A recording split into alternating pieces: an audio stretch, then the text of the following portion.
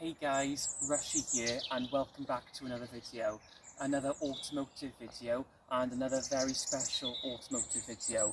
Due to unforeseen circumstances, I've had to hire another vehicle, and this time I've been privileged enough to drive this wonderful modern Toyota Aygo X. Now, I remember this car when it was first launched just a few short years ago, and I've wanted to drive one ever since, and now I'm grateful to have that opportunity. I'm going to provide you a quick, brief walk around and tour and a basic car review, let you know my thoughts on the vehicle, some of the vehicle's features, what it's like to drive, mechanical options, technology it comes with, let you know my thoughts on everything I like about it, everything I don't like about it, and anything that sets it apart from any of its competition.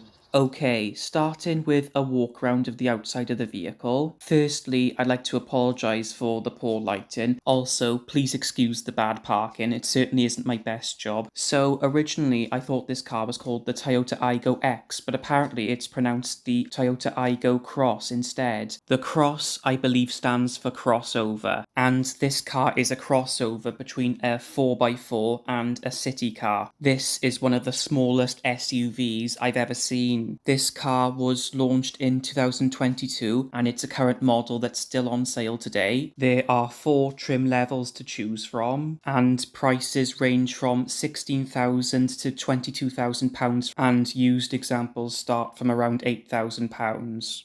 And now moving on to the interior. And the first thing that stands out to me is the amount of technology this car is fitted with. There's a lot of both safety equipment and comfort equipment fitted as standard. As you can see, this car is fitted with electric front windows and door mirrors, as well as automatic lights and wipers. As you can see, this car is a nice blend of both analog and digital dials, with a 4-inch multi-info screen and a 9-inch touchscreen in the middle. There's also a larger 10-inch screen available, but I found this 9-inch unit more than sufficient. It's relatively easy to use and it comes with a lot of features, such as a reversing camera, a Bluetooth hands-free system with voice control, Apple CarPlay, Android Auto, and below is your set of climate controls. It's a really advanced setup with automatic air conditioning and heated rear window and door mirrors. This car is also fitted with a 12-volt socket and USB ports. Wireless phone charging is an option, with a handy space to store your phone, along with 2 cup holders. This car also comes with a lot of useful driving aids, such as cruise control, an adjustable speed limiter, hill start assist, traction control, stability control, anti-lock brakes with brake force distribution, an e-call SOS emergency call system, front and rear parking sensors, a tyre pressure warning system, a pre-collision system with cyclist and pedestrian detection, power steering with emergency steering assist, a lane departure warning system with a lane trace assist and driver attention alert. So to summarise, I think the interior is well laid out and it contains a lot of technology. It's definitely bang up to date and a clear improvement over the old Toyota Aygo. But that doesn't take much, and like the old model, with this new model, you can tell that some of the materials used are quite cheap, such as some of the plastics used, and the doors feel awful tinny and thin.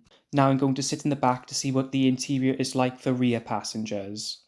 Okay, well, sitting in the back of the Toyota Aygo Cross is a little bit of a different story than the experience in the front. There's not as much space and it doesn't feel as refined. However, you can't expect much space in a city car, and the one good thing about this car is it comes with 5 doors as standard, so it is relatively easy to get in the back. However, the doors don't open very wide, so it is a bit of a squeeze, but that does make it easier if you're in a tight car park situation like I'm in now. I can still open the door fully with room to spare for the vehicle next to me. And in terms of the amount of space back here, I'm an average size adult. I'm 5'11", and I have just about enough leg room and just about enough headroom as well. A bit to spare on headroom, but my knees are brushing against the seat in front of me like this. However, there is plenty of space to put my feet underneath the seat, and if I sit in a adapted position. I have just about enough leg space as well. There is a nice armrest here as well, the storage space, although no storage bins. And the rear windows do open, however, they don't roll down, they pop out instead. But yes, this car can carry adults in the back with just about enough space. Not much to spare, but it is doable. However, it is only a 4-seater, despite looking like quite a big city car, but overall quite good. I'd say it is satisfactory for adults sitting in the back here, and smaller people, women, and especially children will be more than happy sitting in the back of this vehicle. So now let's discuss the engine and performance figures and what this car is like to drive. These cars are only available with one engine, and it's this 1 litre inline 3-cylinder petrol unit. It produces 72 horsepower and 93 newton meters of torque. Performance wise, this car can travel from rest to 60 miles per hour in just under 15 seconds, and it has a top speed of just under 100 miles per hour. And in terms of fuel economy, this car has a 35-litre fuel tank and it will do 58 miles per gallon. And in terms of emissions, this car is ultra-low emission zone compliant. It's in the Euro 6 AP status, and it's in the B-C emissions category because this car produces 110 grams per kilometre of CO2. Therefore, it will cost £195 per year to tax in the UK. And in terms of what this car is like to drive, I think it's a blend of both good and bad. On the positive side, I think it's a very easy car to drive. I found the steering and pedal controls nice and light and easy to operate. I also found the gear change very precise and accurate. The car itself felt very lightweight and easy to manoeuvre, and it seemed to handle well. And the car also felt quite refined even at higher speeds. However, despite feeling lightweight, the car also felt quite underpowered. The acceleration felt quite sluggish and the top end speed is a bit on the low side. However, it can do the national speed limit and it's not dangerously slow. Although it is slightly slower than I expected it to be, and I think it could benefit from a little bit more power. One question I have had about this car ever since it first came out that I've been hoping to answer by doing this review is to find out exactly what type of car it is. Is it a city car or is it an SUV? Well, it's certainly more of an SUV than the previous Toyota Aygos. It's slightly longer, slightly wider, slightly taller, and has more ground clearance than the previous Toyota Aygo. But like its predecessor, it's a front-wheel drive car and there's no four-wheel drive option. And I think it drives more like a city car than an SUV, both on and off-road. And the amount of space and practicality it offers is more like what you would expect from a city car than an SUV. Although the amount of technology and equipment it's fitted with is more like what you would expect from an SUV than a city car. But overall, if I had to categorise this car as either a city car or an SUV, I'd say it is a city car.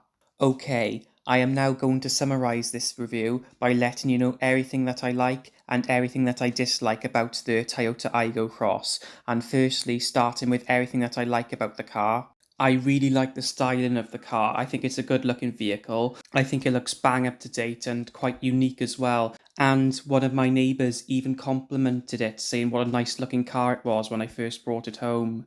Another thing I like about this car is its size. I don't think it's grown by too much and it's still nice and compact and easy to manoeuvre and park, whilst not feeling too small in most areas. One of the things I like most about this car is the amount of technology it's fitted with, both safety technology and comfort and luxurious technology. Another thing I like about this car is the amount of colours it's available in. There's a wide range of colours to choose from, in both single tone and two tone, and I think all the colour varieties suit the car really well. Another thing I like about this car is that all versions come with alloy wheels, even the base models. You can get 17-inch alloy wheels or 18-inch options, and I think all the wheel designs look nice.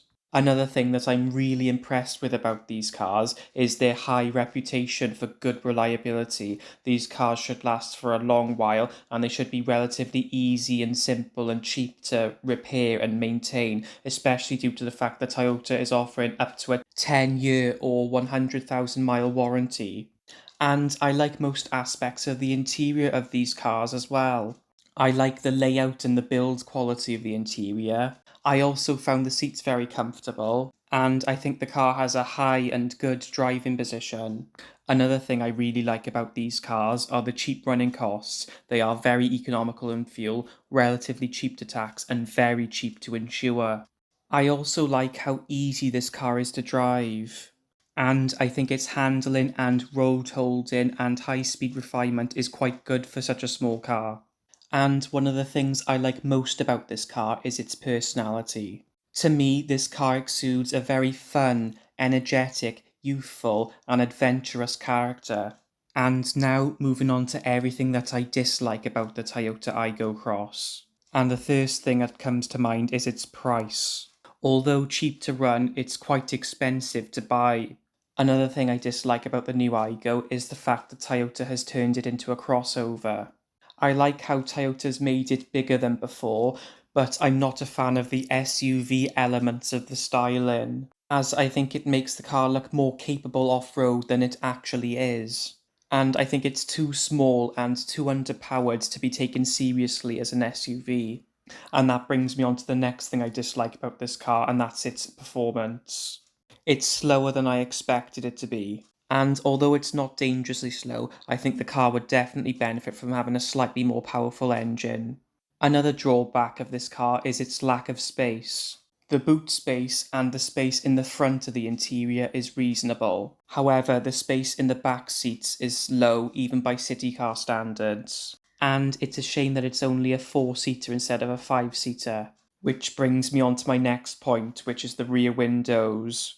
Whilst they do open, it's a shame they only pop out by a small amount and they aren't roll down or wind down windows instead, like the front. Another thing about this car, which I think lets it down, is certain parts of the interior. Even though it's a well-built interior, you can tell that some of the materials used are very cheap and low quality, and you can tell some cost-saving measures have been used on the interior. Nothing is dampened, and there's a lot of exposed metal, especially on the doors. And speaking of the doors, they feel quite flimsy and make an awful noise when you open and close them. And finally, I don't like how long it takes to start the car. I'm not sure what the keyless version is like, but I tested the traditional keyed version. And you have to engage the clutch in order for it to start. And I'm not a fan of how the engine sounds when it slowly coughs into life when it does finally start. Okay, well that concludes this review, guys. It's been an absolute pleasure making it. I hope you enjoyed watching it. Overall, I am very impressed with the Toyota Aygo Cross. As a rental car, it's literally covers all my needs and then some, especially because this is the cheapest rental car I could find through the company I rented it with. And I think these are very popular as rental, hire and courtesy cars as well.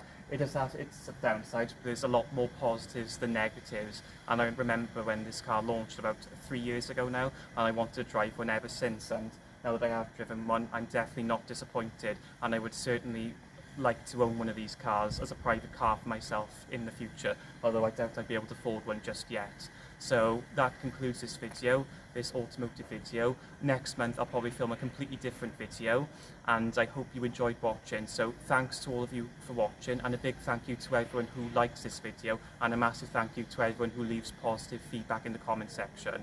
And I hope to see you all again next month in my next video. Take care.